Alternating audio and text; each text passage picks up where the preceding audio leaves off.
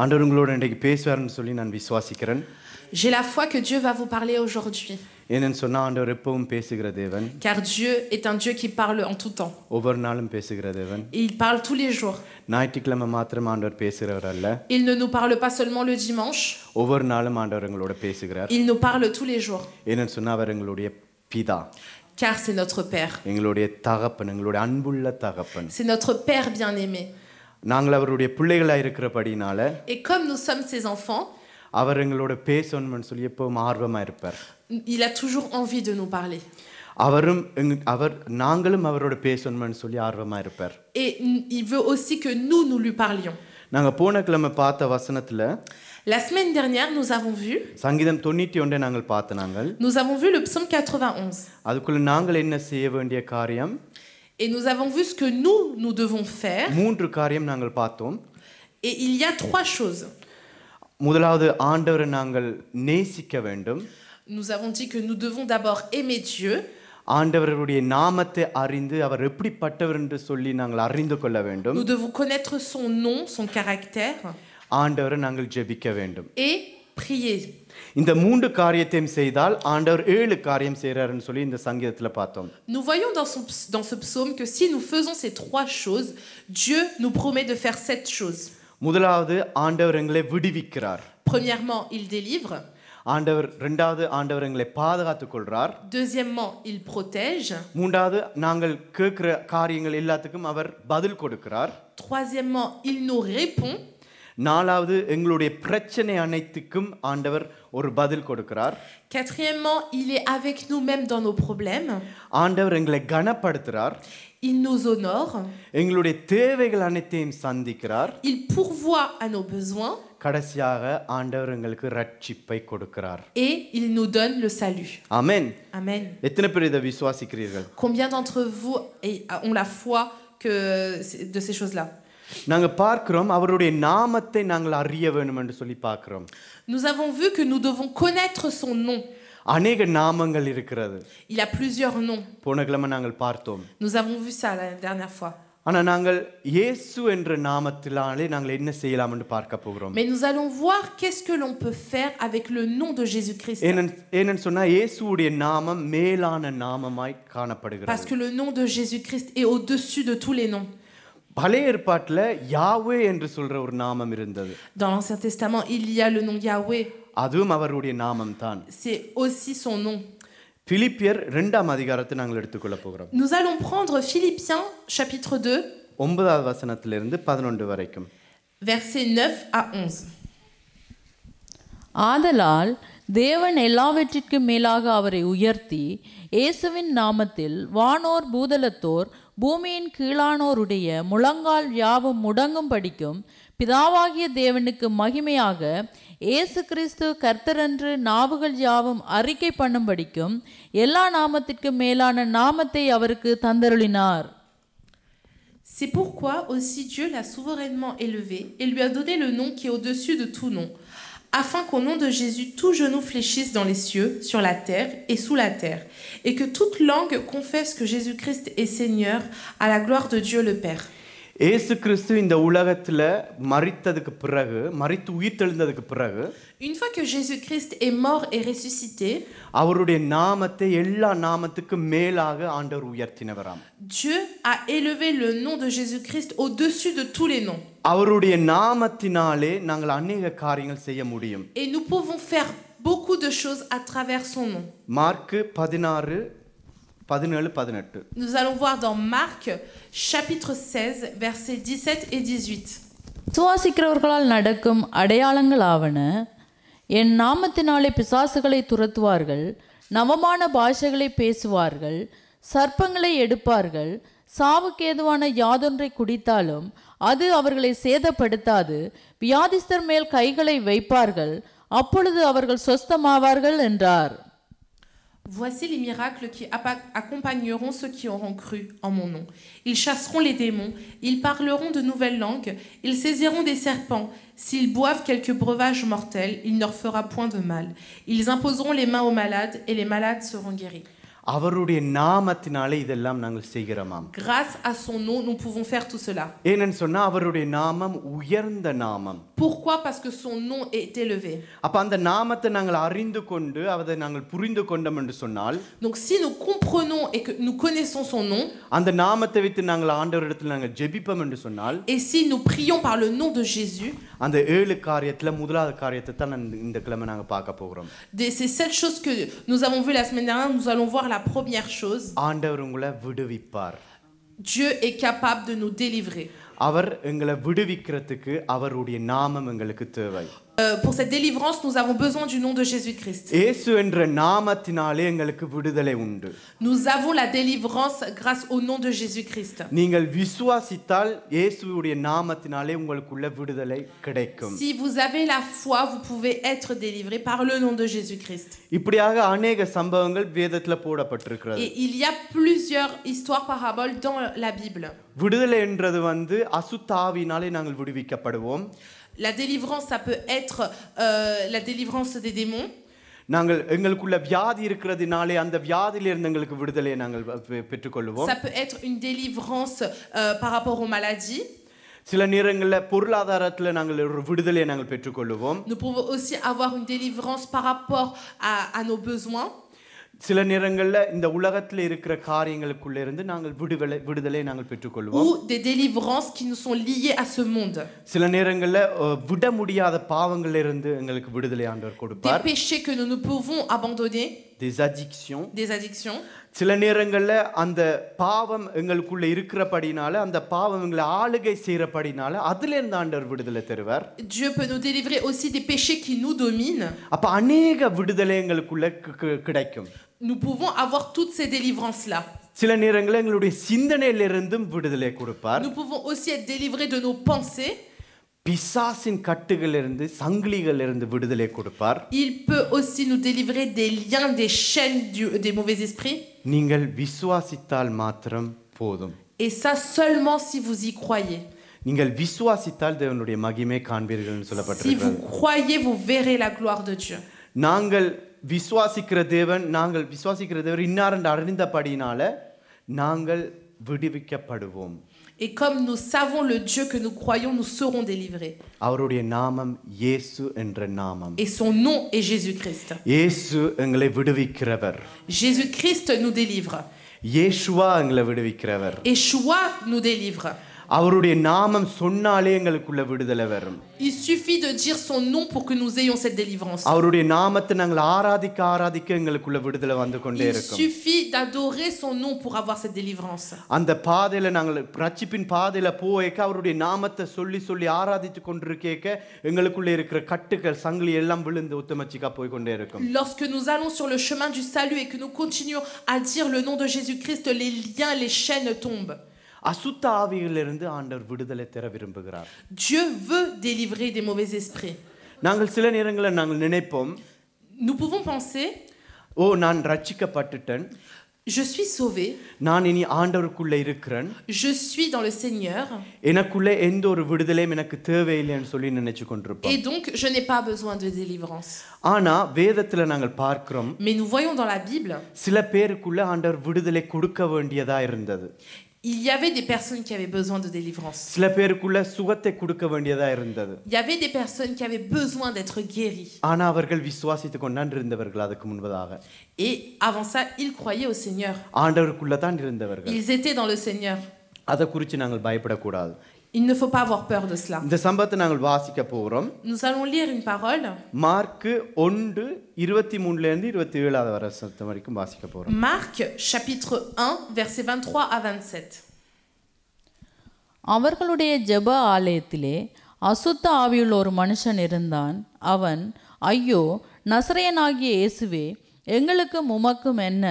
எங்களை கெடுக்கவா வந்தீர்? உம்மை இன்னார் என்று அறிவேன், நீர் தேவனுடைய பரிசுத்தர் என்று சத்தமிட்டான். அதற்கு இயேசு, நீ பேசாமல் இவனை விட்டு புறப்பட்டு போ என்று அதை அதட்டினார். உடனே அசுத்த ஆவி அவனை அலைக்கழித்து மிகுந்த சத்தமிட்டு அவனை விட்டு போய்விட்டது. எல்லாரும் ஆச்சரியப்பட்டு, இது என்ன? இந்த புதிய உபதேசம் எப்படிப்பட்டது? இவர் அதிகாரத்தோட அசுத்த ஆவிகளுக்கும் கட்டளையிடுகிறார், அவைகள் இவருக்கு கீழ்ப்படுகிறதே என்று தங்களுக்குள்ளே ஒருவரோடொருவர் சொல்லிக் கொண்டார்கள். Il se trouva dans leur synagogue un homme qui avait un esprit impur et qui s'écria: Qu'y a-t-il entre nous et toi, Jésus de Nazareth? Tu es venu pour nous perdre. Je sais qui tu es, le Saint de Dieu. Jésus le menaça, disant: Tais-toi et sors de cet homme. Et l'esprit impur sortit de cet homme en l'agitant avec violence et en poussant un grand cri. Tous furent saisis de stupéfaction, de sorte qu'ils se demandaient les uns aux autres: Qu'est-ce que ceci? Une nouvelle doctrine? Il commande avec autorité même aux esprits impurs et ils lui obéissent. அவருடைய நாமத்தினாலே இந்த அசுத்த ஆவி வந்து இயேசுடைய நாமத்தை அறிந்திருந்தார். Les mauvais esprits connaissaient le nom de Jésus. என்னத்துக்காக நீ வந்திருக்கிறாய் என்று சொல்லி கேட்கினான். Il demande: Pourquoi est-ce que tu es venu? நீ தேவனுடைய பரிசுத்தர் என்று சத்தமிட்டான். Il dit: Je sais que tu es le Saint de Dieu. அப்ப அசுத்த ஆவிக்கு தெரியுது தேவனுடைய வல்லமை. Donc le mauvais esprit connaît la puissance de Dieu. அப்ப இயேசுவின் நாமத்தினாலே நாங்கள் உண்மையாக விசுவாசத்தோடு நிற்போம் என்று சொன்னால், Donc si nous sommes avec foi avec le nom de Jésus-Christ, அசுத்த ஆவிக்கு தெரியும் உங்களுக்குள்ள இருக்கிறவர் பெரியவர் என்று சொல்லி. le mauvais esprit sait que celui qui est en vous est plus fort que tout. பயந்து நடுங்குவான். Il aura peur. அப்ப இயேசு கிறிஸ்து என்ன சொல்றார்? Qu'est-ce que dit Jésus-Christ? சத்தமிடாமல் வெளியே போன்னு சொல்றார். Tais-toi et sors de cet homme. அப்ப கடைசியில பாருங்க, கடைசி வசனத்திற்கு வாசிச்சு பாருங்க, அந்த இவர் அதிகாரத்தோட அசுத்த ஆவிகளுக்கும் கட்டளையிடுகிறார், அவைகள் இவருக்கு கீழ்ப்படுகிறது. On voit dans le dernier verset: il commande avec autorité même aux esprits impurs et ils lui obéissent. அவர் அதிகாரத்தோடு கட்டளையிடுகிறார். Il commande avec autorité. அசுத்த ஆவி கண்டிப்பா கீழ்ப்படியத்தான் ஆக வேண்டும். Et du coup, l'esprit impur n'a pas le choix que d'obéir. விசுவாசிக்கிறீங்களா? Est-ce que vous y croyez? நீங்கள் விசுவாசித்தால் மாத்திரம்தான் இது நடக்கும். C'est seulement si vous y croyez que ça se passera. என்ன சொன்னா வேதத்துல நாங்க பார்க்கிறோம் எப்பவும் அந்த விசுவாசத்தினால தான் இதெல்லாம் நடந்திருக்கிறது. Parce que nous voyons dans la parole que c'est seulement toujours avec la foi que ça se passe. ஆனா பிசாசு இயேசு கிறிஸ்து உள்ளுக்குள்ள இருந்த அந்த அதிகாரத்தை கண்டுதான் பயந்தவன். Le mauvais esprit a vu l'autorité que Jésus-Christ avait et il a eu peur. Amen. Amen. Mark 5 எடுத்துக்கொள்வோம். Nous allons prendre Marc chapitre 5 1 4 வரைக்கும் இருக்க வாசிப்போம். de 1 à 4. 5 சாரி 1 5 வரைக்கும். 5 1 5. பின்பு அவர்கள் கடலுக்கு அக்கறையில் உள்ள கதரேனருடைய நாட்டில் வந்தார்கள். அவர் படவிலிருந்து இறங்கின உடனே அசுத்த ஆவியுள்ள ஒரு மனுஷன் பிரேத கல்லறைகளில் இருந்து அவருக்கு எதிராக வந்தான். அவனுடைய குடியிருப்பு கல்லறைகளிலே இருந்தது. அவனை சங்கிலிகளினாலும் கட்ட ஒருவனாலும் கூடாதிருந்தது. அவன் அநேகந்தரம் விலங்குகளினாலும் சங்கிலிகளினாலும் கட்டப்பட்டிருந்தும் சங்கிலிகளை முறித்து விலங்குகளை தகர்த்து போடுவான். அவனை அடக்க ஒருவனாலும் கூடாதிருந்தது.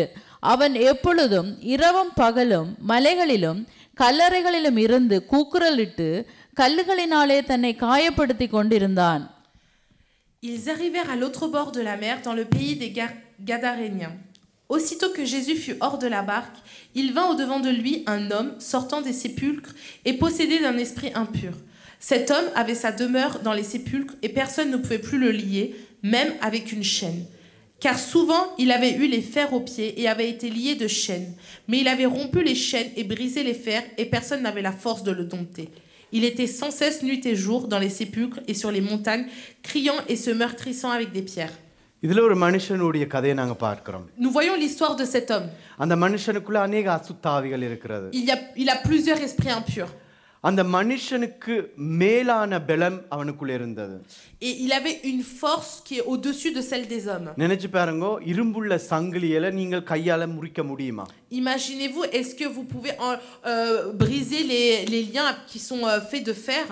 எங்களுடைய பலத்தினால அது முடியாது. On ne peut pas avec notre propre force. மனுஷனுடைய பலத்தினால அந்த இரும்பு சங்கிலிகளை முடிக்க முடியாது. On ne peut pas briser ces chaînes avec la force de l'homme. ஆனா அநேக அசுத்த ஆவிகள் அவருக்குள்ள இருந்தபடினால Mais comme cet homme avait plusieurs esprits impurs, அவரை கட்டி போட்டிருந்த சங்கிலியை எல்லாம் உடைத்தவராம். il avait réussi à rompre les chaînes qui étaient liées. அந்த கல்லறைக்குள்ளேயே சுத்தி திரிந்தவராம். Et il est resté dans le sépulcre. அந்த கல்லறைக்குள்ளேயே சுத்தி திரிந்து அப்ப பார்க்கிற ஜனங்கள் எல்லாம் அவரை அறிந்திருக்கினம். Et les personnes qui le voyaient savaient que cet homme avait un esprit impur. ஓ இவன் ஒரு பைத்தியக்காரன், இவனுக்குள்ள அசுத்த ஆவிகள் இருக்குன்னு சொல்லி தள்ளி விட்டுட்டினம். Ils l'ont mis de côté en se disant c'est un fou, c'est un homme qui a des esprits impurs. இவனுக்கு எதுவுமே செய்ய முடியாது, சாத்தான் அவனை ஆளுகை செஞ்சிட்டான், எதுவுமே நாங்கள் செய்ய முடியாது, அப்படி தள்ளி விட்டுட்டினம். Ils l'ont mis de côté en se disant que personne peut rien faire pour lui et que c'est les mauvais esprits qui sont en lui. இப்படியாக இந்த உலகத்துல அநேக ஜனங்களை நாங்களும் தள்ளி விட்டுருக்கிறோம். Et nous avons nous aussi mis de côté plusieurs personnes dans ce monde autour de nous. ஏன்னு சொன்னா இயேசு என்ற நாமம் இல்லாதபடியினால. Pourquoi? Parce qu'on n'avait pas le nom de Jésus-Christ. அந்த இயேசுவுடைய நாமத்தை நாங்கள் வைத்திருப்போம் என்று சொன்னா இந்த இப்படியான ஜனங்களை நாங்கள் போய் விடுவித்திருப்போம். Et si nous avons le nom de Jésus-Christ et que nous aurions eu le nom de Jésus-Christ, nous serons partis sauver ces personnes-là. நான் அப்போ சொன்னா நீங்கள் விசுவாசித்தால் தேவனுடைய மகிமையை காண்பீர்கள்னு சொன்னேன். Tout à l'heure je vous ai dit, si vous y croyez, si vous croyez, vous verrez la gloire de Dieu. இந்த மனுஷனுக்குள்ள விசுவாசம் என்ற இந்த ஒரு காரியம் இல்ல. Cet homme n'a pas de foi.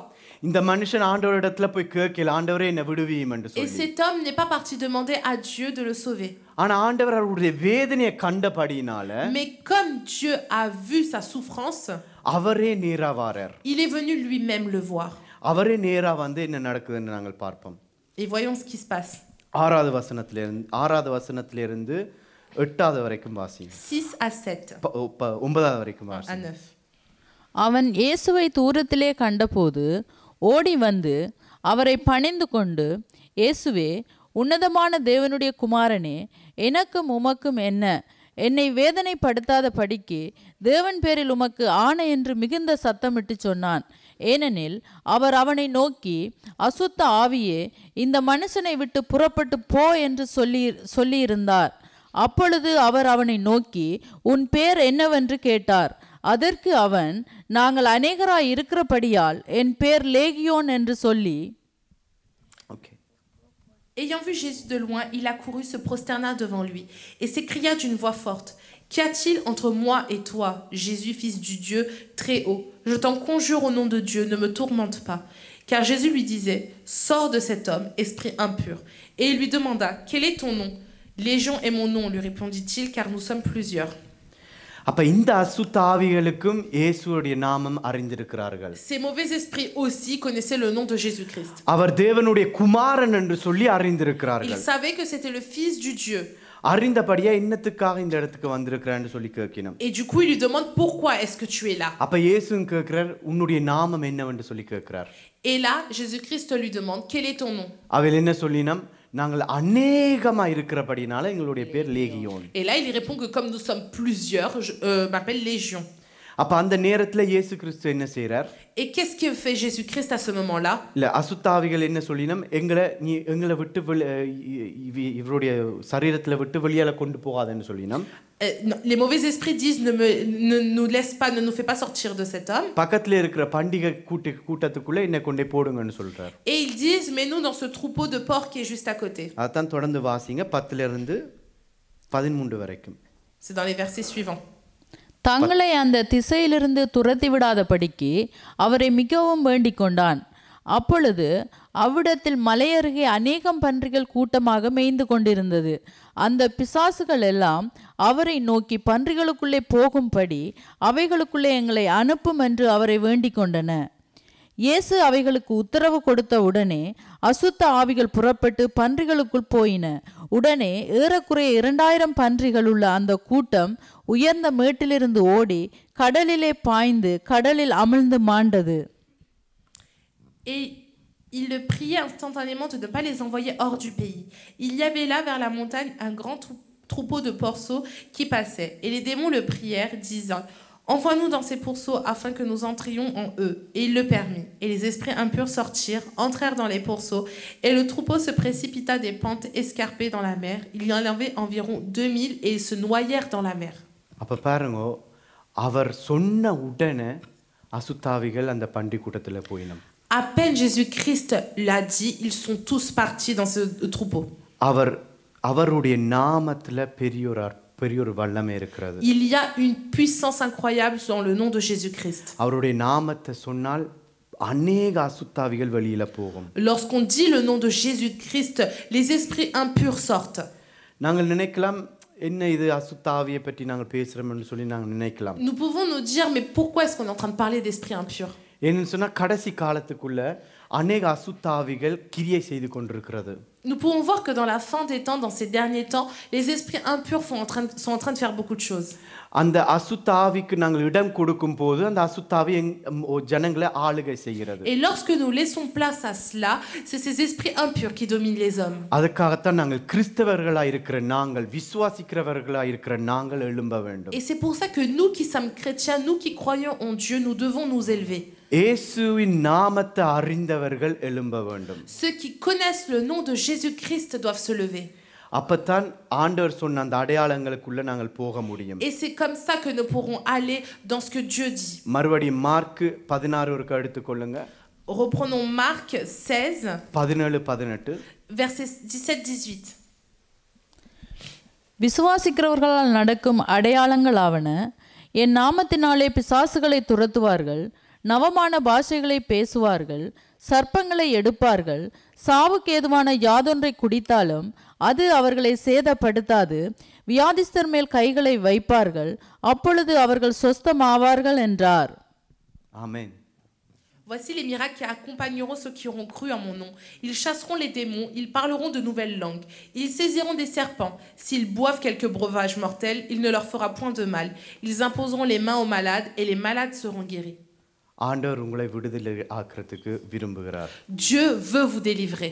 ஆண்டவர் உங்களுக்கு ஒரு சுகத்தை கொடுக்கிறதுக்கு விரும்புகிறார். Dieu veut vous guérir. சில அசுத்தாவியினுடைய போராட்டத்திலிருந்து ஆண்டவர் உங்களுக்கு விடுதலை தருவதற்கு விரும்புகிறார். Dieu veut vous délivrer des mauvais esprits qui vous tourmentent. உங்களுக்குள்ள இருக்கிற கட்டுகளை உடைக்கிறதுக்கு விரும்புகிறார். Dieu veut briser les liens. ஆண்டவர் அதை கண்டிருக்கிறார். Dieu l'a vu. அந்த கண்டு ஆண்டவர் உங்கள் மத்தியில வந்திருக்கிறார். Et du coup, il est venu là, il est là devant vous. அவருடைய நாமத்தினாலே நாங்கள் விடுதலையை பெற்றுக்கொள்வோம். Et par son nom, nous pouvons avoir cette délivrance. என்னுடைய சாட்சியை நான் சொல்ல விரும்புகிறேன். J'aimerais vous dire mon témoignage. என்னுடைய சாட்சி 2007ல தொடங்குது. Mon témoignage a commencé en 2007. 2007ல ஆண்டவரை நான் அறிந்தேன். En 2007, j'ai connu le Seigneur. சபைக்கு போக ஆரம்பிச்சேன். J'ai commencé à aller à l'église. அப்ப சில மியூசிக்ல தான் நிறைய பற்று. Et j'étais beaucoup dans la musique. ஆண்டவரை துதிக்கிறேன்னு சொன்னா ரொம்ப பிடிக்கும். J'aimais beaucoup louer le Seigneur. அவர் ஆடி பாடி துதிக்கிறேன்னா எனக்கு ரொம்ப பிடிக்கும். J'aimais beaucoup danser, chanter pour le Seigneur. நான் ஆண்டவரை விசுவாசிச்சேன். J'ai cru en Dieu. அவரை நான் நேசிக்க ஆரம்பிச்சேன். J'ai commencé à l'aimer. அவருடைய வேதத்தை நான் வாசிக்க ஆரம்பிச்சேன். J'ai commencé à lire la Bible. ஆனா எனக்குள்ள சில தடைகள், சில கட்டுகள் இருந்தது. Mais j'avais des liens, j'avais des obstacles autour de moi. அப்ப எனக்கு தெரியாது. Je ne savais pas ce que c'était. இப்படியான வசனங்கள் எனக்கு தெரியாது. Je ne connaissais pas ces versets-là. ஆனா என்னுடைய வாழ்க்கை அப்படியே போய் கொண்டே இருந்தது. Mais ma vie continuait à y aller. அநேக பிரச்சனைகள், அநேக போராட்டங்கள் என்னுடைய வாழ்க்கையில வரும்போது, Et quand j'ai commencé à faire face à beaucoup de problèmes et d'épreuves devant moi, ஆண்டவரை கொஞ்சம் கொஞ்சமா தூரமா ஆரம்பிச்சது. j'ai commencé à m'éloigner de Dieu. ஆனா ஒரு நூல் அளவுல என்னுடைய விசுவாசம் இருந்தது. Mais j'avais la foi comme un fil. ஒரே ஒரு நூல் அளவுல ஆண்டவர் ஏதோ ஆரியோ ஆண்டவர் இருக்கிறான்னு சொல்லி எனக்கு தெரியும். J'avais cette foi en me disant Dieu est là. ஆனா என்னுடைய கட்டுகளுக்குள்ள தான் நான் வாழ்ந்து கொண்டு Mais je வந்தேன். continuais à vivre dans mes liens. அசுத்தாவிலுடைய கட்டுகளுக்குள்ள நான் வாழ்ந்து கொண்டு வந்தேன். Dans des liens tourmentés d'esprits impurs. 2008ஆம் ஆண்டு En 2008, ஒரு பாஸ்டர் சபைக்கு வருகிறார். il y a un pasteur qui vient à l'église. அவர் ஜெபிக்க ஆரம்பிக்கிறார் எல்லாருக்கும். Et il commence à prier pour tout le monde. கடைசியில எல்லாம் ஆராதனை எல்லாம் முடிஞ்ச பிறகு அவள்கிட்ட போய் அந்த பாஸ்டர்ட்ட போய் ஜெபிக்கணும்னு சொல்லி சொல்றார். Le culte est fini et je vais aller prier avec ce pasteur. ஆனா என்னுடைய இருதயத்துல பயங்கரமா அப்படியே துடிக்குது. Mais mon cœur commence à battre très fort. ஏதோ ஒரு பயம் மாதிரி என்னுடைய இருதயம் அப்படியே ஆழ்ந்து கொண்டிருக்கிறது. Je commençais à avoir très très peur. அப்ப சரி ஓகே நீ போட்டு எனக்கு பின்னால வர்ற ஆட்கள ஓகே நீங்கள் முன்னுக்கு போங்கன்னு சொல்லி கொண்டிருந்தேன். Donc, dans la file d'attente, les personnes qui étaient derrière moi, je leur disais, OK, à vous, allez prier. அப்ப நான் அந்த பயத்தோட இல்ல பின்னுக்கு கடைசில பார்க்கறேன் பின்னுக்கு ஒருத்தரும் இல்ல. Et du coup, j'attends et je vois derrière moi, il y a plus personne, il reste plus que moi. நான் தான் கடைசி. Je suis le dernier. அப்ப நான் கடைசியா போய் அவரிடத்துல நான் போய் ஜெபிக்கிறேன். Donc j'y vais et je me dis OK, bon, je vais aller prier. ஜெபிச்ச உடனே நில அப்படியே மறக்கிறேன் மயங்கி விழுறேன்னு Et சொல்லுவாங்க. au moment où il commence la prière, je ne me rappelle plus de rien, je suis plus là. மயங்கி விழுந்து எழும்புற நேரத்துல Et au moment où je me lève, நான் கதிரையில கட்டப்பட்டிருக்கிறேன். je suis attachée à une chaise. ரெண்டு பக்கத்துலயும் ரெண்டு பேர் இருக்கணும். Et de chaque côté, à côté de moi, il y a deux personnes. அசுத்தாவி எனக்குள்ள இருந்து அலறுது. Les esprits mauvais sont en train de crier en moi. பின்னுக்கு மூன்று பேர் இருக்கணும் என்ன பிடிச்சு கொண்டு. Il y a encore 3 personnes derrière en train de me tenir. இந்த வசனம் என்னத்துக்கு என்ன அநேகமா பேசின என்னத்துக்குன்னு சொன்னால் Pourquoi est-ce que ce verset m'a beaucoup parlé? எனக்குள்ளே அநேக அசுத்தாவிகள் இருந்தது. Parce que j'avais aussi beaucoup d'esprits impurs. மூன்று பேரையும் அப்படியே பிடிச்சு J'avais fait tomber même 3 personnes. எனக்குள்ள அந்த பலன் இல்ல. Je n'ai pas cette force. ஆனா அசுத்தாவிகள் அப்படியே மூன்று பேரையும் கீழே Mais c'est விழுத்தினது. ces mauvais esprits qui faisaient ça. ஆனா பாஸ்டர் அவர் ஜெபிக்கும் போது Et lorsque ce pasteur priait, உள்ளுக்குள்ள இருந்த அசுத்தாவி பயந்து கொண்டிருந்தது. ces mauvais esprits avaient peur. அவர் இயேசுவின் நாமத்தினாலே என்று சொல்லேக்க Lorsqu'il disait le nom de Jésus-Christ, உள்ளுக்குள்ள இருந்த அசுத்தாவிகள் அலறி கொண்டிருந்தது. les mauvais esprits étaient en train de crier. இப்படியாக ஒரு கிழமையாக Et cela a duré une semaine. ஒரு கிழமையாக ஒவ்வொரு நாளும் அந்த சபைக்கு போய் நான் ஜெபிக்கிறது. Pendant toute la semaine, j'étais à l'église et on priait. அவரும் எனக்காக ஜெபித்தார். Il priait pour moi. அநேக அசுத்தாவிகள் வெளியில போன நான் உணர்ந்தேன். Et j'ai senti beaucoup de mauvais esprits sortir de mon corps. அநேக கட்டுகள் உடையப்பட்டதை நான் உணர்ந்தேன். J'ai senti beaucoup de liens se briser. அநேகமான விடுதலை நான் உணர்ந்து கொண்டு Je வந்தேன். ressentais beaucoup de délivrance. அதே நேரத்துல ஆண்டவருடைய அன்பும் இருதயத்துல அப்படியே வந்து கொண்டிருந்தது. Et en même temps, je sentais l'amour de Dieu dans mon cœur. என்னுடைய கண்ணில இருந்து கண்ணீர் ஓட ஆரம்பித்தது. J'étais en train de pleurer. ஆண்டவரே நான் ஒரு நூல் அளவுல தான் நான் உம்மிடத்துல நான் விசுவாசம் வைத்திருந்தேன். Je me suis dit Seigneur, j'avais qu'une petite foi en toi. ஆனா நீர் இவ்வளவு அன்பு வைத்து என்னை விடுவித்து கொண்டிருக்கிறீரே. Mais toi tu m'as tellement aimé, tu es en train de me délivrer. அப்ப ஒவ்வொரு வசனங்களும் என்னுடைய இருதயத்துல நினைவாக வந்தது. Et à ce moment-là, ces versets viennent dans mon cœur. கீழே தான் கிடப்பேன், தரையிலேயே கிடப்பேன். J'étais toujours par terre. எல்லாம் கக்கி கொண்டிருப்பேன். J'étais en train de vomir et les mauvais esprits étaient en train de partir. அவர் வெளிப்பாட அநேக காரியங்கள் சொன்னார். Et à ce moment-là, Dieu m'a beaucoup parlé. பில்லி சூனிய கட்டுகளினாலே ஆண்டவர் விடுவித்தார். Dieu m'a délivré de la sorcellerie. பாவ கட்டுகளிலிருந்து ஆண்டவர் விடுவித்தார். Dieu m'a délivré des péchés. அந்த நாள்ல இருந்து ஆண்டவர் என்னுடைய வாழ்க்கையை மாற்ற ஆரம்பித்தார். Et ce jour-là, à partir de ce jour-là, Dieu a transformé ma vie. அந்த நாட்களில் இருந்து நான் வேதத்தை திறக்கும் போது வித்தியாசமா நான் புரிந்து Et கொண்டேன். lorsque j'ouvrais la Bible, je comprenais différemment la parole de Dieu. அவருடைய பிரசன்னத்தை இன்னுமாய் நான் உணர்ந்து கொண்டேன். Je ressentais encore plus la gloire de Dieu. இன்னுமாய் அவரை நான் ஆராதிக்கணும், இன்னுமாய் நான் துதிக்கணும் என்று சொல்லி என்னுடைய இருதயத்துல வாஞ்சையா இருந்தது. Je le louais et l'adorais davantage. ஏன்? Pourquoi? ஆண்டவர் எனக்குள்ள இருந்த அசுத்தாவிகள் இருந்து எனக்கு விடுதலை கொடுத்தார். Parce que Dieu m'a délivré de ces esprits impurs. ஆனா அதில இருந்து என்னுடைய வாழ்க்கை முடியவில்லை. Et ma vie ne s'est pas arrêtée à là. அப்படியே தொடர்ந்து சில காரியங்கள் சில போராட்டங்களுக்குள்ள நான் போய் விழுந்தேன். Je suis ensuite tombée dans d'autres épreuves. மறுபடியும் சில பாவங்களுக்குள்ள போய் விழுந்தேன். Je suis retombée dans des péchés. ஏன்னு சொன்னா அநேக கட்டுகள் இன்னும் மறைந்திருந்தது. Pourquoi? Parce qu'il y avait encore des liens qui étaient cachés. அதுக்குள்ள ஆண்டவர் எனக்கு போதிக்க வேண்டும்னு சொல்லி அநேக காரியங்கள் சொல்லி கொடுத்தார். Et à ce moment-là, Dieu a voulu m'enseigner des choses. அதுக்குள்ள ஒரு செமினார்களுக்குள்ள போக கிருபை செய்தார். Et Dieu m'a fait grâce d'aller dans un séminaire. அங்கதான் எப்படிப்பட்ட அசுத்தாவிகள் எப்படிப்பட்ட கட்டுகள் இருக்குதுன்னு சொல்லி ஆண்டவர் கற்றுக் கொடுத்தார். Un séminaire où Dieu m'a enseigné quels sont les liens, comment se passe la délivrance. உண்மையாக எப்படி விடுவிக்கிறதுன்னு சொல்லி கற்றுக் கொடுத்தார்.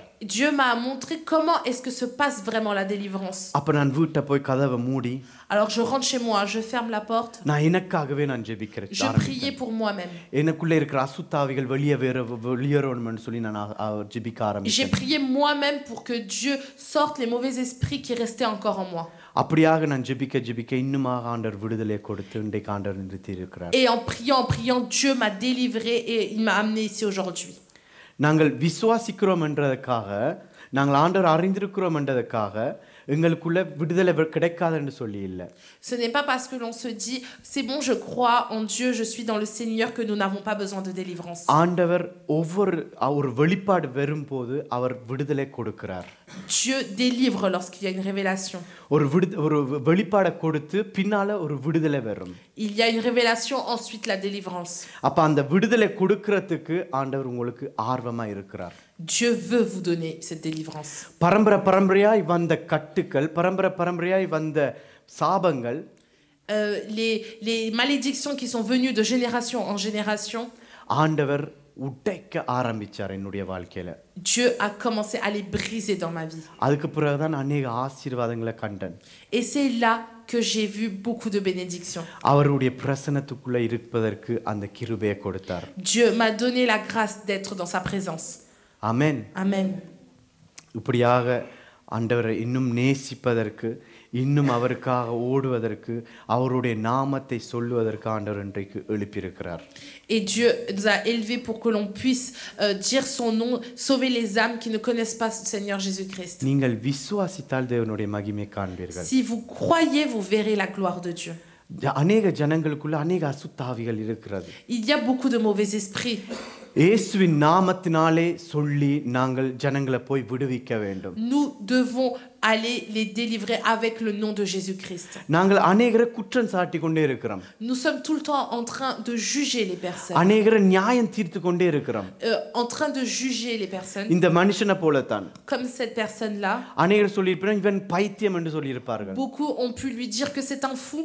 நாங்கள் கண்டிருந்தால் கூட நாங்கள் என்ன சொல்லியிருப்போம், இவன் சுடுகாட்டில் நடமாடுறவன் பைத்தியக்காரன் தான் சொல்லியிருப்போம். Nous-mêmes si on l'aurait vu dehors, on se serait dit mais tiens, cet homme est un fou. எங்களுடைய மைண்டை மாற்ற வேண்டும். Nous devons changer notre pensée. நாங்கள் பார்க்கிற விதத்தை நாங்கள் Nous மாற்ற devons வேண்டும். changer notre façon de voir les choses. அவைகள் மேல் நாங்கள் இரக்கமா இருக்க Il வேண்டும். faut que nous ayons la compassion. அவைகளை கண்ட போது இயேசுவுடைய இருதயம் எங்களுக்குள்ள வர வேண்டும். Lorsqu'on les voit, il faut que nous ayons le cœur de Dieu. ஏன்னு சொன்னா அவைகளுக்குள்ள வேதனை படினம். Pourquoi? Parce que ces personnes sont en train de souffrir. நினைச்சு பாருங்க, இந்த மனுஷன் அவருடைய உடம்பை எல்லாம் கிழித்து கொண்டிருந்தாரா. Regardez, cet homme était en train de se meurtrir son corps. அவருடைய சரீரத்தில எல்லாம் கீறா இருந்தது. Il avait beaucoup de cicatrices et des plaies. அத பார்த்தா எங்களுக்குள்ள எப்படியாக வர வேண்டும், எங்களுடைய இருதயம் எப்படி இருக்க Et வேண்டும். comment doit être notre cœur quand nous voyons tout ça? நாங்கள் ஆண்டவரை அறிந்திருக்கிறோம், அவருடைய நாமத்தை அறிந்திருக்கிறோம். Nous connaissons le nom de Dieu, nous suivons Jésus-Christ. எங்களுடைய இருதயம் அழ வேண்டும் அப்படியான ஜனங்களை கண்ட உடனே. Notre cœur doit pleurer lorsque l'on voit ces personnes-là. நாங்கள் விசுவாசித்து அவர்களை போய் விடுவிக்க வேண்டும். Et avec la foi que l'on a nous devons aller les sauver. ஆண்டவர் எங்களை அழைத்ததற்கு காரணம் என்ன? Pourquoi est-ce que Dieu nous a appelés? இப்படியான ஜனங்களை போய் விடுவிக்க வேண்டும். Pour aller sauver ces personnes aussi. இப்படியான ஜனங்களுக்குள்ள ஆண்டவருடைய நாமத்தினாலே சுகத்தை கொடுக்க வேண்டும். Pour que ces personnes soient sauvées et soient guéries. நாங்கள் அநேக வாலிபர்களை பார்க்கிறோம். Nous voyons plein de jeunes. ஏன் அநேக வயோதிபர்களையும் நாங்கள் Nous பார்க்கிறோம். voyons aussi beaucoup de personnes âgées பாவ கட்டுக்குள்ள இருக்கிறார்கள். qui sont encore dans les liens du péché. ஆனா எங்களுடைய மனுஷிக கண்களால என்னத்தை நாங்கள் பார்க்கிறோம்? Mais qu'est-ce que nous voyons de nos yeux humains? அவர்கள் செய்கிற பாவத்தை நாங்கள் குத்தி பார்க்கிறோம். Nous voyons seulement et nous pointons du doigt les péchés qu'ils font.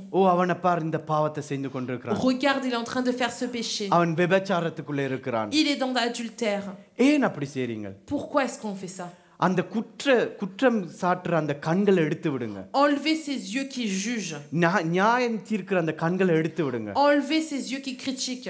இயேசு பார்க்கிற விதமா நீங்கள் பாருங்க. Regardez comme Jésus-Christ regarde. நீங்கள் இயேசு பார்க்கிற விதமா பார்ப்பீங்கன்னு சொன்னா, Si vous regardez comme Jésus-Christ regarde, உங்களுடைய முழங்கால்கள் கருத்து போகும். vos genoux seront noircis. ஏன்? நீங்கள் முழங்கால் இருந்து அவர்களுக்காக நீங்கள் ஜெபிக்க ஆரம்பிப்பீங்க. Pourquoi? Parce que vous serez à genoux et vous prierez pour eux.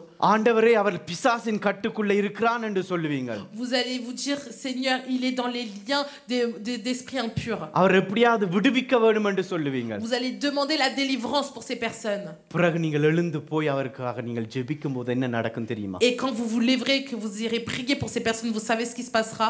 அவைக்குள்ள இருக்கிற பாவம், அசுத்தாவி, அவளை பிடித்திருக்கிற அந்த பாவம் விட்டு விலகி Les liens du péché, les mauvais esprits, les esprits impurs s'en iront.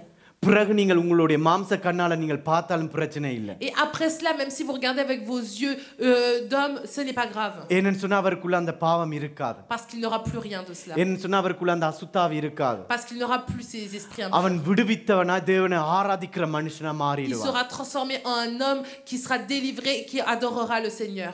நியாயம் தீர்க்கிறதை நீங்கள் நிப்பாட்டுங்க. Il faut arrêter de juger. மற்றவர்களை நியாயம் தீர்க்கிறது உங்களுடைய வேலை இல்லை. Notre travail n'est pas de juger les autres. அவனுக்குள்ள அசுத்தாவி இருக்குதுன்னு சொல்ற தேவை இல்லை.